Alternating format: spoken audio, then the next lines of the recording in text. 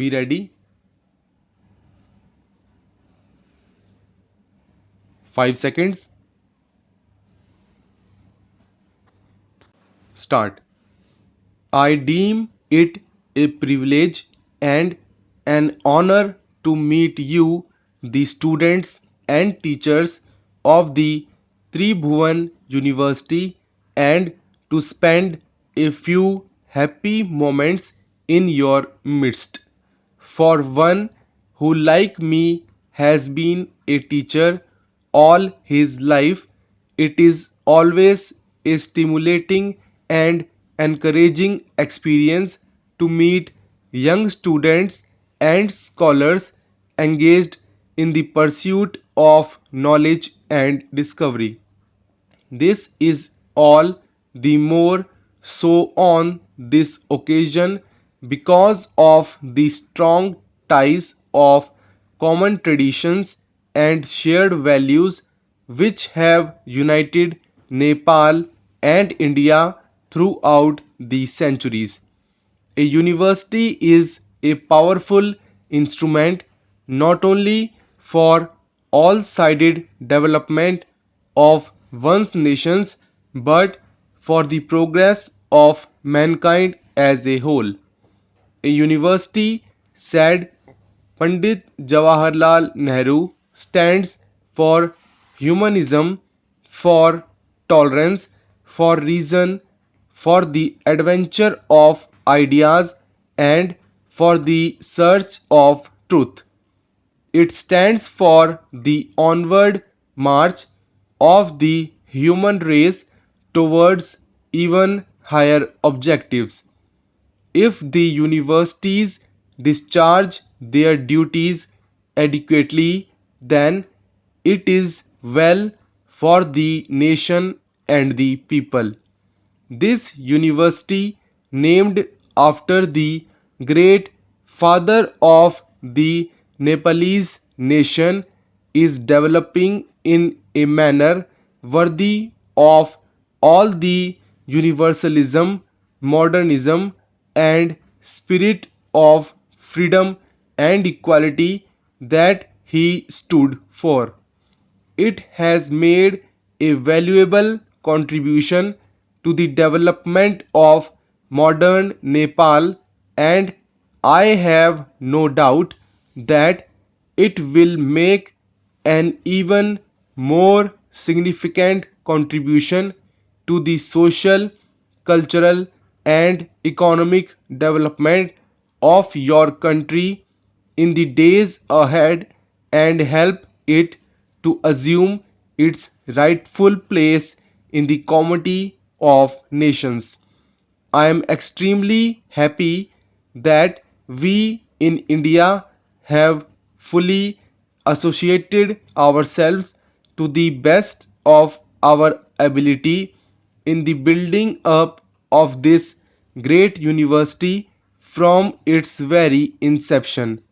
We feel proud of this collaboration which have been of considerable benefit to ourselves. I feel particularly happy to be associated with the construction on this beautiful campus of a new building which has been named after Mahatma Gandhi, whose birth centenary year is now being celebrated in India and in several other countries of the world. Among other things, this building will provide a hall for discussion and discourses on religious and cultural subjects with special reference to the contribution made by Gandhiji in these fields.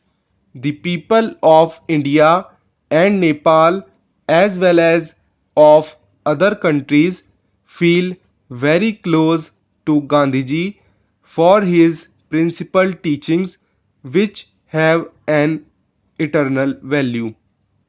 The developing countries of Asia, including Nepal and India, are now facing tremendous challenges in the field of development.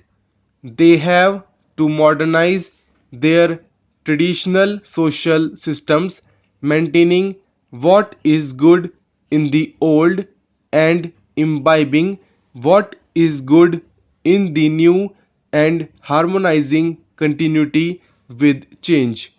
They have to develop agriculture and industry very rapidly and to secure quick economic growth which will ensure at least a minimum living standard to every citizen. They have also to strive to reduce the wide gap between their level of development and that of the industrially advanced countries. These challenges facing the Asian countries are really challenges for you, the rising generation, and it is on you vision, wisdom, competence, and dedicated hard work that their solutions will largely depend. In this great national task, the major effort will have to come from the people themselves, but their efforts could be considerably strengthened in two ways. The first is assistance from developed countries who owe a duty to themselves as well as to the less privileged nations of the world to reduce the widening gap in the standards of living in the advanced and backward countries, and the second is the equally important collaboration between the developing nations themselves who have so much to give as well as to receive in the sharing of experiences and implementing cooperative projects of mutual benefit. Every nation and every generation has to fight anew its own battles for freedom, freedom from hunger and want, disease and ignorance, from foreign domination, economic and political. The people of my generation in India had to devote their energies mainly to win the battle for political freedom. But now the people of your generation, both in Nepal and in India, have to fight other and more difficult battles, the battles of freedom from ignorance, from hunger, from degrading poverty, and from all such other things that impede the full development of the human personality. I am very happy to find that the people of Nepal have accepted this challenge and that they also consider it an opportunity which should be met with strength, dignity, discipline, and fortitude. I congratulate you on launching yourself upon this noble task and wish you every success in your program of building up a modern Nepal which still accept the best that the new world has to offer while still preserving all that is precious, noble, and glorious in the rich heritage of this land. Now it shall be the constant endeavor of the people and the government of my country to be of such assistance to you as we are capable of.